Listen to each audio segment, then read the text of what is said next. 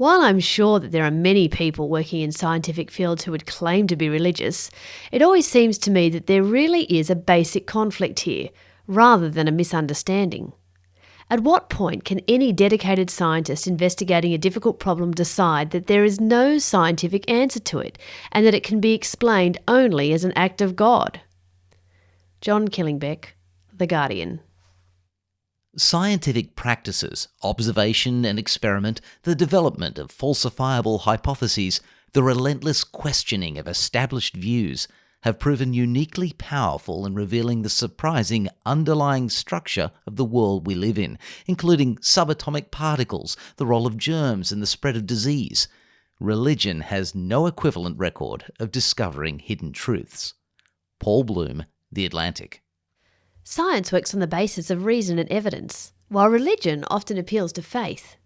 An airplane is different from a car, and indeed if you want to get from Los Angeles to San Francisco, you would take either an airplane or a car, not both at once. But if you take a car and your friend takes a plane, as long as you both end up in San Francisco, your journeys were perfectly compatible. Likewise, it's not hard to imagine an alternative universe in which science and religion were compatible.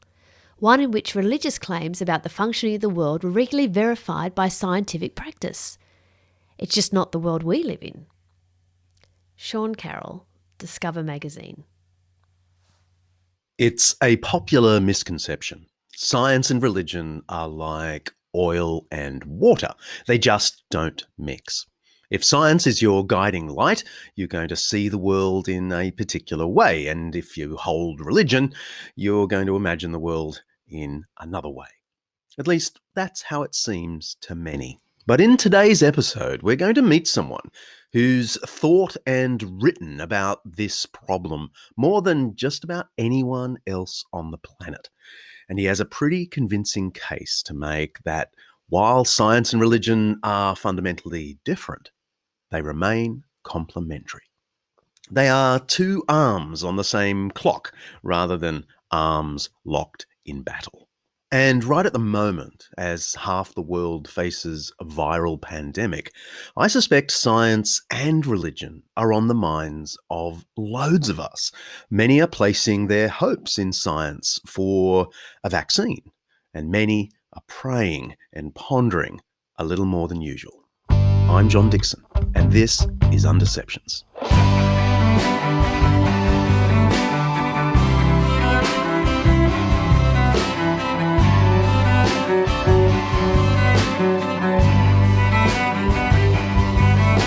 Undeceptions is brought to you by Zondervan Academic's new video streaming service, Master Lectures, featuring the world's leading Christian scholars. Each week here, we're exploring some aspect of life, faith, history, culture, or ethics that's either much misunderstood or mostly forgotten. With the help of people who know what they're talking about, we'll be trying to undeceive ourselves and let the truth out. Alister McGrath is the Professor of Science and Religion at Oxford University. He's the author of many well-known books, including The Dawkins Delusion, Theology, The Basics, and most recently, Inventing the Universe, Why We Can't Stop Talking About God, Science, and Faith.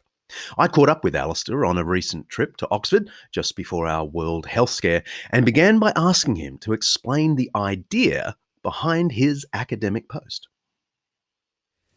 Alister, some will be surprised that there could be such a post as a Professor of Science and Religion. So what on earth does such a beast do?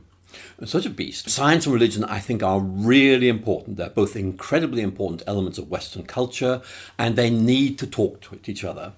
John Dewey, who in my view is one of the greatest American philosophers, said that the modern crisis is that we're unable to bring our dialogue of how the world works together with our dialogue of what things mean, and we need to bring together functionality and meaning. And that's why this dialogue or debate, whichever you want, between science and religion is so important, whether they agree or or disagree, they need to talk to each other, and that's what I'm all about. How do you think we're doing on that debate in the Western world? We're not doing it very well, I think. It's true to say most people are in their silos, they refuse to talk to each other, and very often it's a defensive hostility. I don't want my views to be disturbed. I want to be, in effect, left alone. I do not accept that. I'm an academic. I think that whether you like it or not, whether you find your views to be affirmed or challenged, you need to talk to other people, and that is why I purposefully read people I disagree with, so that in effect I challenge myself and also know where things are going.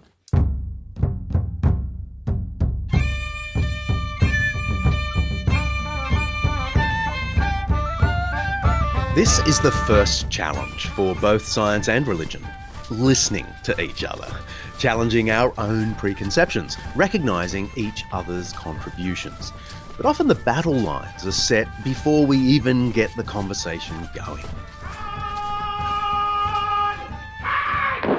One standard salvo from Christians is that virtually all the early scientists were Christians. Ergo, what conflict? There's some truth to that. Most of the great minds that laid the foundations of what we call science were people of faith, and not just in a formal way. They were passionately religious in their wonder and joy at discovering God's world. For example, Nicholas of Cusa, the 15th century mathematician, philosopher, and theologian who made breakthroughs in astronomy and medicine. He's actually the guy who worked out the importance of taking your pulse, counting 100 heartbeats per leaking bucket. Seriously, that's what he did, and it got easier when we invented the watch. Or Francis Bacon. He's the famous pioneer scientist credited with developing the scientific experimental method. He also spoke of the need to study God's two books, the book of God's Word, the Bible, and the book of God's works, meaning the physical creation. Then there's Johannes Kepler, the German contemporary of Galileo over in Italy. He described mathematically how the planets could revolve around the sun. He was also a Lutheran priest, and he described his work as thinking God's thoughts after him. We astronomers are priests of the highest God in regard to the book of nature. Or there's the amazing Belgian priest who first argued for the primeval atom theory of the universe. We now call that the Big Bang. I could go on, but you get the idea. Here's the thing though. The presence of so many Christians in the scientific family tree doesn't convince everyone.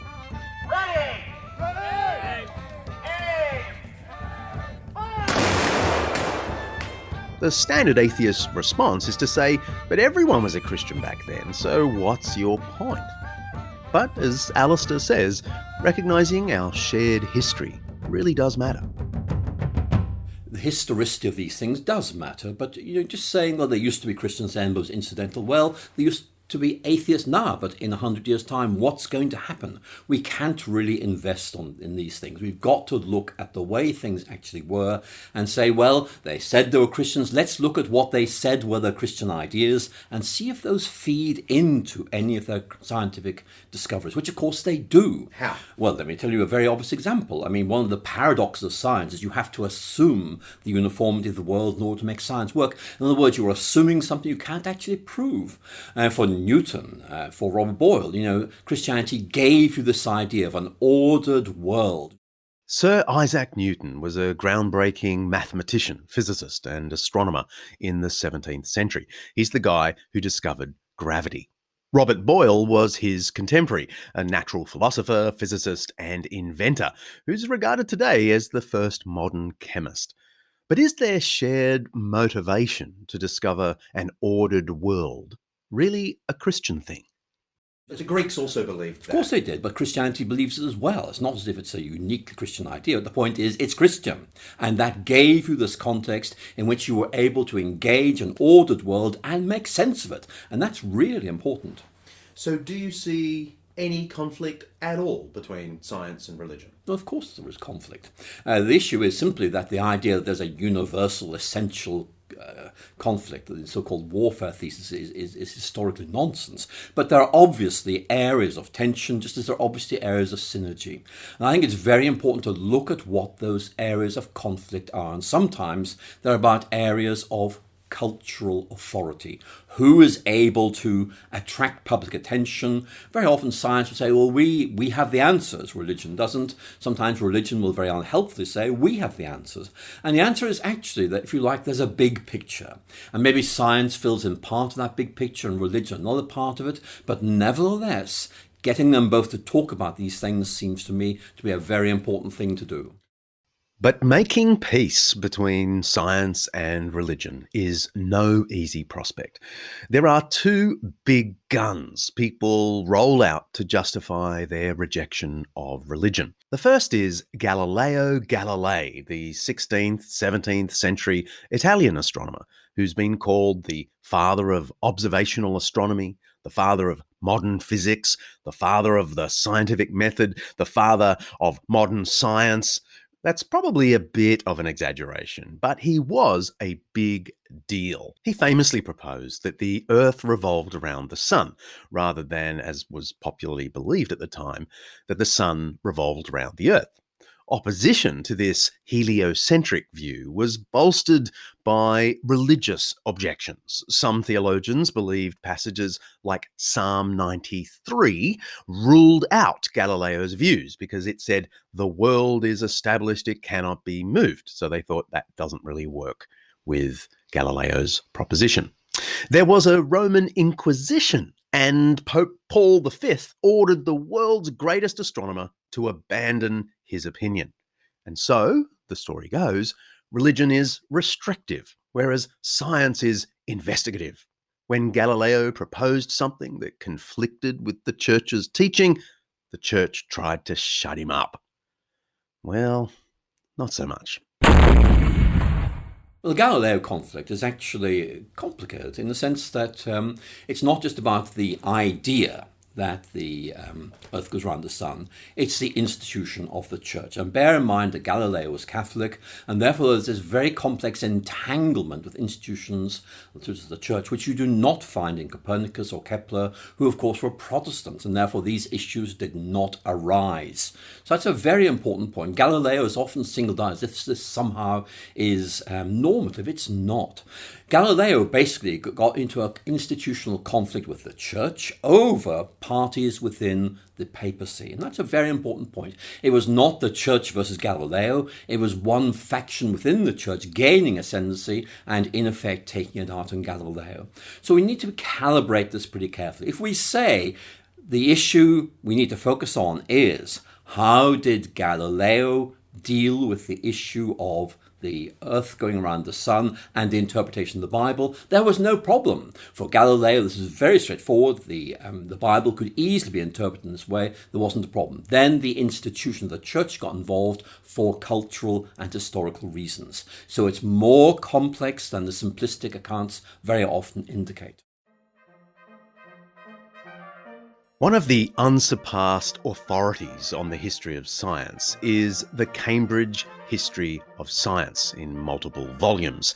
And volume 3 has an article about all of this that says the modern understanding of the church's opposition to Galileo, and thus of Christianity's historical conflict with science, is basically a parable deliberately constructed years later in the 19th century. Let me quote. More than any other single decision made by the Roman Church during centuries of symbiotic coexistence with natural philosophy, the rejection of Copernicus and the silencing of Galileo by a judicial act represented the repressive face of the early modern Catholic Church. Thus, the trial of Galileo was transformed from a historical event into a powerful cultural symbol, which loomed large in the 19th century treatments of Draper and White. Draper and White wrote some histories of science. However, this volume goes on, 20th century investigations of the trial on the basis of the inquisitorial documents have pointed out the importance of the specific historical and political circumstances in which the trial took place, Without reaching agreement about the causes of the trial, such studies have been effective in eroding, though not erasing, the belief in an inevitable conflict between science and religion that grew out of the 19th century understanding of the trial of Galileo. The thing is a parable, in other words. Hey, for the three nerds listening, that is the Cambridge History of Science, Volume 3, Early Modern Science, Cambridge University Press, 2006, pages 746 to 747. Okay, so what about big gun number 2, Charles Darwin? Darwin is best known for his theory of evolution by natural selection, of course, the idea that biological populations inherit changes over successive generations, and that's the origins of species. It's often just referred to as Darwinism. This directly contradicts the Church's teaching about a creator God, doesn't it? Well, Darwin himself spoke about the relationship of evolutionary theory and Christianity at several points. He makes it clear he can see no reason why his theory of evolution should cause Christians any discomfort. Now, that may surprise anyone listening to this podcast because, of course, very often Darwin's presented as if he knew his theory of evolution would be subversive of belief in God. He did not think that. And also, if you were to ask Darwin this question very, very clearly, do you think your theory of natural selection is bad news for religion or in any way conflicts with religion? His answer is given, and it's no.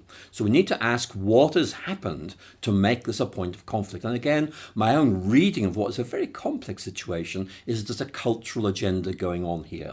It's about a certain group of Christians, mainly in North America, feeling threatened, and in effect, as a result, putting up defensive walls against anything that they saw as being contaminating or a threat to their faith, and Darwin's theory of evolution was seen as integral to American scientific culture, which they saw as an enemy. I don't think any other religious people do, but these guys are seen as normative by people who want to tell a particular story. That's one of the interesting nuances, isn't it? That there's a North American response to evolution that's quite different from the British Christian response to evolution. Am I right in spotting You're that? right. It's quite dramatic, the difference. And of course, this immediately suggests to any intelligent person that there might be a cultural element in this matter. It's not, Christianity versus Darwin. It's very much, in effect, an American form of Christianity, a very specifically American form, which arose in an American context, responding to an American agenda, not Christianity globally. But there are those who simply want to make their own points, and very often they will distort an episode to make these points. Alister McGrath just doesn't believe there's an intellectual conflict between science and religion, even if there have been various sociological battles between scientists and religious authorities. But what about the world of scientific academia? Is it true that the higher one's rank in the scientific field, the less likely it is they'll believe in God? And wouldn't that suggest a conflict? I think the higher you are in the scientific field, the more you keep your head down. I mean, that is a simple fact of life, that in effect you are obliged to be very, very careful what you say. And certainly we've seen examples of people who in effect have spoken out on religious issues and wish they hadn't.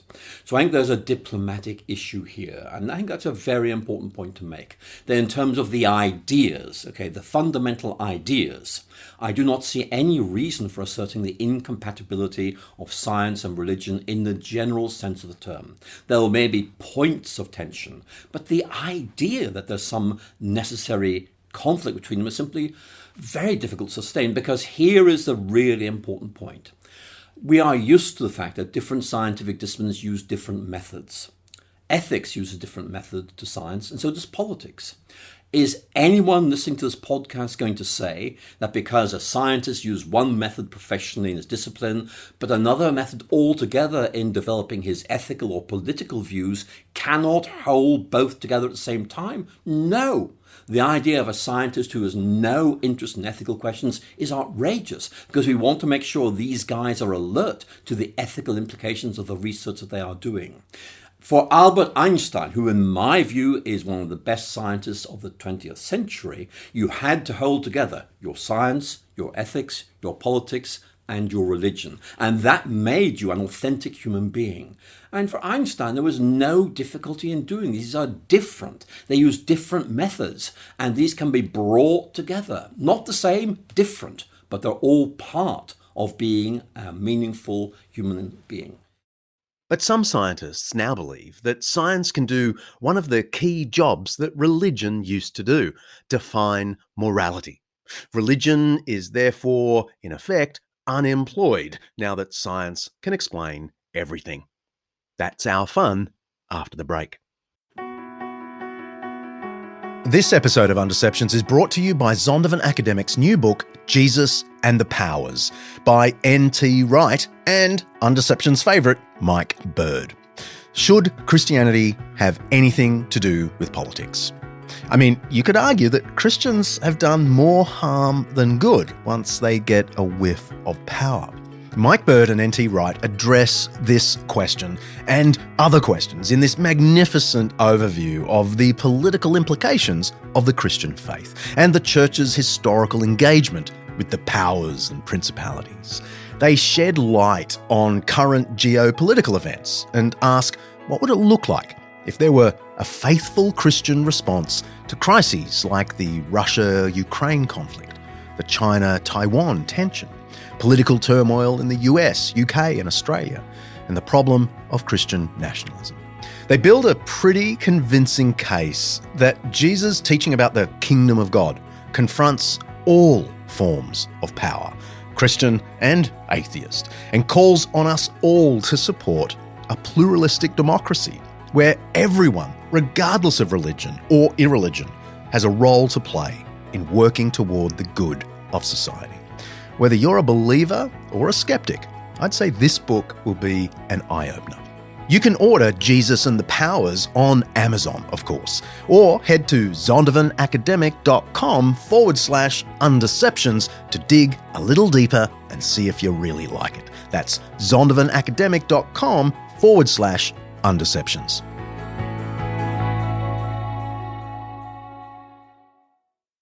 Science is certainly the intellectual success story of the last few centuries. It's incredibly elevated in our society. Science is perceived as the universal constant. It can explain everything, communicate everything. If we discovered alien life in the universe, we would speak to them not through language, but through maths and science, as the 1997 film Contact suggests. Writer and astronomer Carl Sagan imagined communicating with extraterrestrials using mathematics, and when an alien calling card arrives, it's in the form of an unusual signal from a system called Vega that startles scientists from their sleep.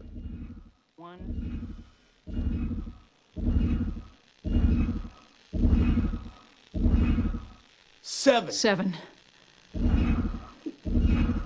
Those are primes.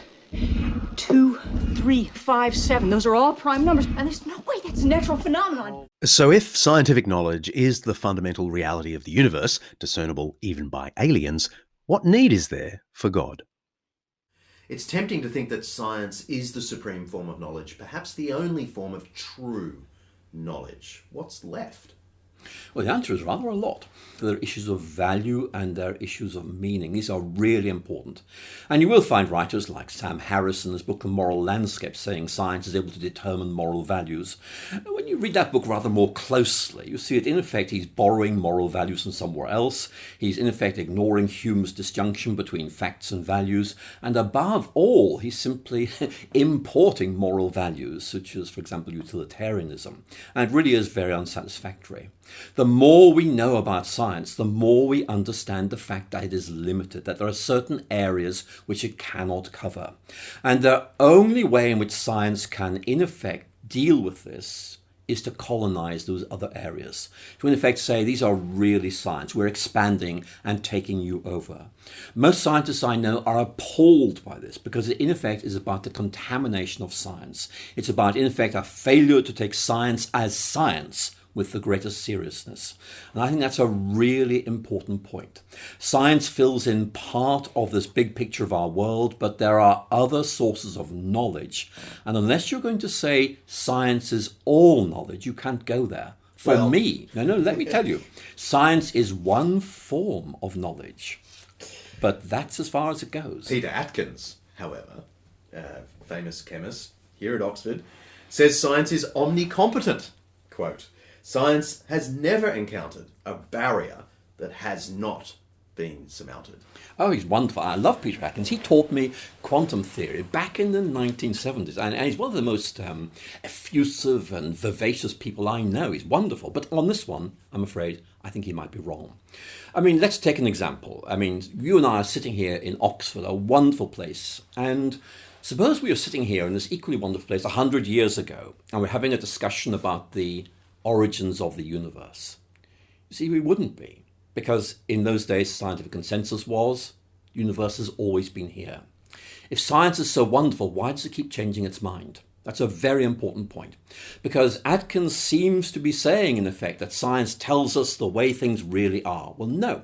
Science tells us the way it thinks things are at the moment, but it's on a journey, and it's going to change its mind, and we don't know which way it's going. I would agree with Atkins that actually science is absolutely wonderful within its own domain of competence, and that's a critical qualification, because clearly it is not going to tell us the meaning of life, it is not going to tell us what is good and how to live the good life, and it's not going to tell us what the causes of the First World War are, because that's a different kind of question. Let science be science, but also let history be history, let ethics be ethics. Let's be realistic about this. What Alister is objecting to here is commonly called the God of the Gaps theory. This is the idea that God is the explanation of the things we don't understand in the universe, the gaps in our knowledge. And as science progresses, those gaps in our knowledge disappear, and so God himself disappears. God is left with very little to explain, so maybe God is no explanation at all. Isn't the God hypothesis less and less necessary the more science discovers about the world? I mean, what's left for God to do? Well, if you think that we define God by what God does, then obviously that is going to be an issue, because in effect science is able to give a very good account of the mechanisms and processes of our universe, but not, I have to say, where these come from. I think that's a very important point. If you take someone like Steven Weinberg, for example, who's an atheist physicist and a very good physicist, he will make the point that in the end, scientific explanations about going right back to the origins of the universe are saying there are these fundamental constants, they explain everything. Why are they there? We pass. We don't know. We can't know. In other words, there are big questions that remain unanswered. But I'm very unhappy about, in effect, simply defining God in relation to unanswered questions. That we have to, in effect, expand our vision of God very much here. Charles Coulson, the Oxford theoretical chemist, who I have great admiration for, was very critical of the idea of God of the gaps, because he said, look, all this does is, in effect, reduce God to things you can't explain. I mean, who believe in a God like that? In effect, for Coulson, the point was not that Christianity, in effect, dealt with things that science couldn't explain. Science provides a big picture, an explanatory framework, which shows you both why science works so well, but also what science's limits are. And to me, that's really important. I mean, Albert Einstein famously said that the great mystery of the universe is its explicability. Explicability needs explanation. I want to quote you back to you. The complexity of the world requires the use of multiple levels of explanation, both within the natural sciences and beyond. Are you just trying to smuggle in a space for religion by effectively claiming there are multiple rationalities, or to quote the title of your book, multiple territories of human reason, and you can smuggle religion in that way? Well, my view is this is the way it is. That in effect, whether we like it or not, different intellectual disciplines use different methodologies. They are not arbitrary, they're not invented. I could quite easily pick up a ruler and say, look, this is a ruler, it's very, very good at measuring. It measures my desk very well, therefore I shall use it to in effect tell you the speed of light. But it's not going to work. The tool is effective in this domain, but not in that domain. We need to be respectful of the fact that different scientific disciplines use different methods to investigate the particular aspect of reality they're engaging with.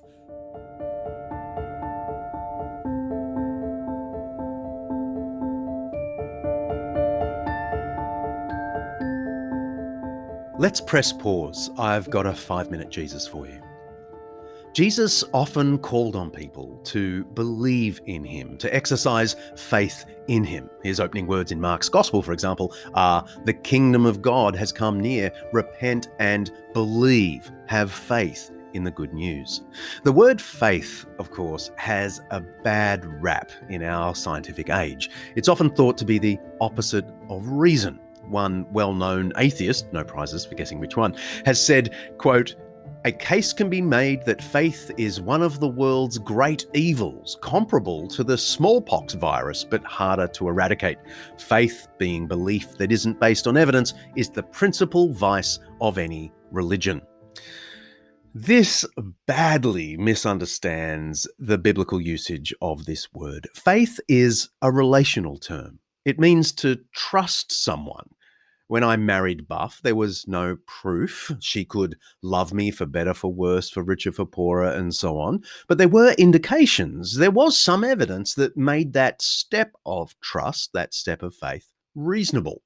And 26 years later, actually, I hope it is 26 years later. I hope you're not listening, darling. 26, 27, it just seems like 3 years. There's still no proof, actually, that she will continue to love me until death do us part. By definition, the future is unseen, unprovable. So faith is always future-looking, trusting past indications that make it perfectly reasonable to put my faith in my darling Buff.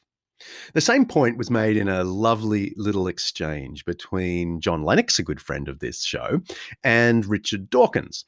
Dawkins, in a debate, said, quote, "We only use the word faith when we don't have evidence." Lennox replied, "Do you have faith in your wife, Richard?" Dawkins replied, "Of course I have faith in my wife." Lennox, "Is that faith based on any evidence?" Dawkins, "Lots of evidence." And as the words left his mouth, he realized the trap. The crowd erupted with applause. Fairly or not, I'm not sure. Faith, though, is not the opposite of reason and evidence. It is a reasoned trust in someone's reliability. That's the sense of the two Bible passages often put forward to mean that faith is the opposite of evidence. One of them is Hebrews chapter 11, verse 1. It reads, "Now faith is confidence in what we hope for and assurance about what we do not see." This isn't a total definition of faith. It's not a textbook entry. It just highlights an important dimension of faith for a church going through a painful present, which is what chapter 10 of Hebrews is all about. The author is just saying the God who gave us his son and then raised that son to glory can be trusted to do what he has promised to do, to bring about a glorious future from this painful present, the visible out of the invisible. The whole chapter functions like a court of law. Witness after witness is called to testify that God can be trusted to make good on his promises, which is why the closing statement of the whole section, Hebrews 12:1, says, "Therefore, since we are surrounded by such a great cloud of witnesses, let us hold on," and so on. The author's argument is not that readers should keep trusting God without any reason. He's saying there are 21 reasons to think that God will come through for his people. Abel, Enoch, Noah, Abraham, Sarah, Isaac, and all the others listed in that section. The other passage people sometimes use to say that Christianity rejects the notion of evidence in favor of blind faith is in John chapter 20, where Thomas, the original doubting Thomas, says he's not going to believe that Jesus is raised from the dead unless he sees the risen Jesus for himself. Here's the text. "Now Thomas, one of the 12, was not with the disciples when Jesus came, so the other disciples told him, 'We have seen the Lord.' But he said to them, 'Unless I see the nail marks in his hands and put my finger where the nails were and put my hand into his side, I will not believe.'" This is really strong stuff. He's not just saying in a sort of humble atmosphere, "I don't think I'm able to believe." He's actually in Greek saying, "ou me pistuso," which means not ever shall I believe. Thomas has made a decision not to trust the testimony of his closest trusted friends, but only to trust what he himself can see and touch. He sounds very modern. But actually, in the next scene, Jesus picks him up on this. A week later, the text goes on, his disciples were in the house again and Thomas was with them. Though the doors were locked, Jesus came and stood among them and said, "Peace be with you." Then he said to Thomas, "Put your finger here, see my hands, reach out your hand and put it in my side. Stop doubting and believe." Thomas said to him, "My Lord and my God." Then Jesus told him, "Because you have seen me, you have believed. Blessed are those who have not seen and yet have believed." That last line is the one that people think means that faith is the opposite of evidence. But here's the important thing. Jesus isn't saying, "Shame on you, Thomas, for needing evidence. Blessed are those who can believe without evidence." No way.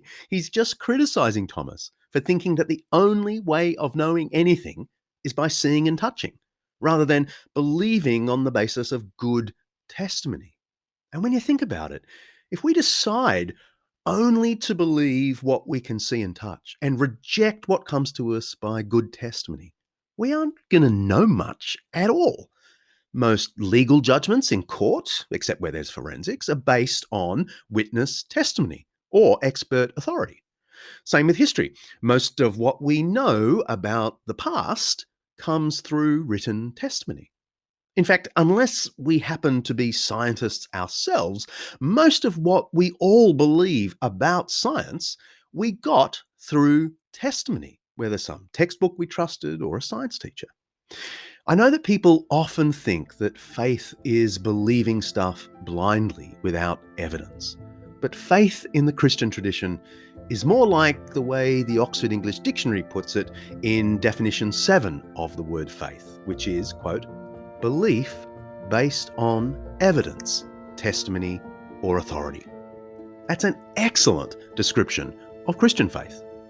When Jesus asked people to believe, to trust, to have faith in him, he wasn't calling for blind faith. He was asking people to look at him, assess him, weigh the testimony about him, and then depend on him and his offer of grace. Faith is a reasoned trust in the goodness and mercy of Christ. You can press play now.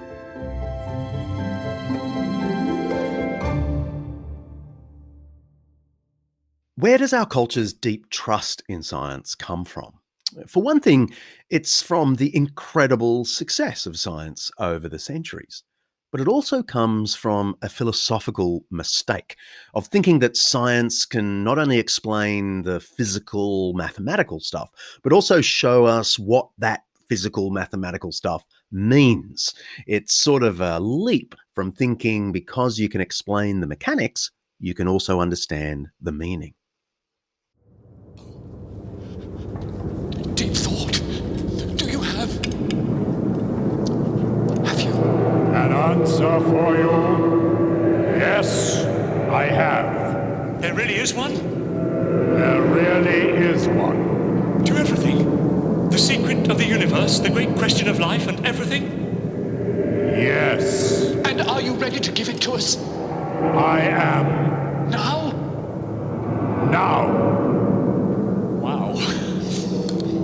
Though I don't think you're going to like it. It doesn't matter. We must know it. The answer to the great question Yes. of life, the universe, and everything Yes. is Yes. 42. It was a tough assignment. 40. People my age still joke that the answer to any intractable problem is 42. And that's going to sound weird to some listeners, and I apologise. Not really. You should all go and watch The Hitchhiker's Guide to the Galaxy. Anyway, the American neuroscientist Sam Harris isn't joking when he says science can answer our deepest questions, including the question about right and wrong. Harris believes science can help define morality because we can now measure human well-being scientifically. So whatever actions enhance well-being, scientifically understood, are good, and whatever actions inhibit well-being are bad. Sounds simple. Well, I want to make the point immediately what Harris is doing is simply taking something that's scientifically measurable and equating this with morality. And I want to say that is a very, very unsatisfactory method. I, for example, could be a very healthy person who spends my life killing off minorities. There's nothing to stop me being moral at one level, having well-being, but at the same time doing some awful things. And in many ways, to me, Harris is a very good example of what I might call a weird mentality. Western-educated individualists, and so on. You're just taking one particular measure. I mean, it does not deal with the complexity of moral situations. How do you define well-being? I mean, in effect, you have to smuggle in definitions to make that a moral concept. But rather than try to colonize each other or one-up each other, Alister suggests there is a way that science and religion can actually mutually enrich each other. We're talking about a critical conversation, not a kind of patting each other on the back conversation where you agree on everything. There is definitely tension, but there's also room for enrichment. Let me give you a very simple example. Let me take a theological statement. This is from the beginning of Psalm 19. The heavens declare the glory of the Lord. Now, I want to say to you that science enables you, if you believe in God, to enrich that. What you're saying is that the heavens, the night sky, gives you a richer understanding of the majesty, the glory of God. If God made those things, look at how wonderful they are. That moves you from God as concept to God as somehow linked with this sense of vastness and immensity and beauty. It's a bit like reading a book about somebody and then meeting that person. And that enriches your understanding. To me, that's really important, being able to go deeper and further. What positive reasons for believing in God can you give to my atheist listener who's just willing to give you a go to explain why it's wise and sensible to believe in a creator? Well, I think that's a really interesting question. When I was a teenager myself, I was a scientist, I was very aggressively atheist, and I thought this was simply nonsense. I think over the years, I've changed my mind quite decisively. Look, I'm a scientist. I studied science here at Oxford. It was a wonderful time. But one of the things I've noticed is that when you evaluate a scientific theory, one of the things you are trying to do is to ask how well does this theory map onto our observations. In other words, the better the theory, the better the correlation between what the theory is all about and what you actually observe. And like C.S. Lewis, I began to realize that if there is a God, then a lot of things which actually might otherwise be puzzling or difficult to explain, for example, I yearn for certain things I can never actually grasp or achieve, those begin to make sense. Why do I have this deep moral sense within me? Again, these things begin to make sense within a theistic context. But for me, I think the big answer is this, and it's an answer very similar to what the atheist philosopher Iris Murdoch gave, which is basically we need this sense of there being something transcendent beyond us, which stabilizes our notion of good, but also gives each of us individual meaning. And Murdoch really gives you almost like a Platonic answer. But for me, the Christian answer is better, because it's a personal God who relates to and affirms each of us individually. Got questions about this or other episodes? I'd love to hear them, and we'll answer them, or try to anyway, in our upcoming Q&A episode. You can tweet us at Undeceptions, send us a regular old email at questions@undeceptions.com, or if you're brave, head over to the website undeceptions.com and actually record your question there so we can hear the audio and maybe play it in the show. And while you're there, check out everything related to this episode. Hey, and if you like this show, maybe I could give you a gentle nudge to check out With All Due Respect with Megan Powell-Dutoit and my good mate Michael Jensen. It's another member of the Eternity Podcast Network, and what they do is they argue about all sorts of top issues of the day, and yet they do it in a really beautiful way. Check it out over at eternitypodcasts.com. Next episode, I go to Cambridge, Massachusetts, to the Massachusetts Institute of Technology, MIT, to speak to a nuclear physicist about miracles, of course. See ya.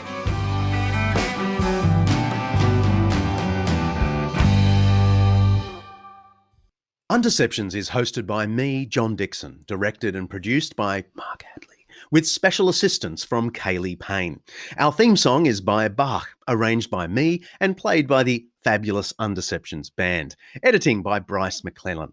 Head to undeceptions.com. You'll find show notes and other stuff related to our episodes.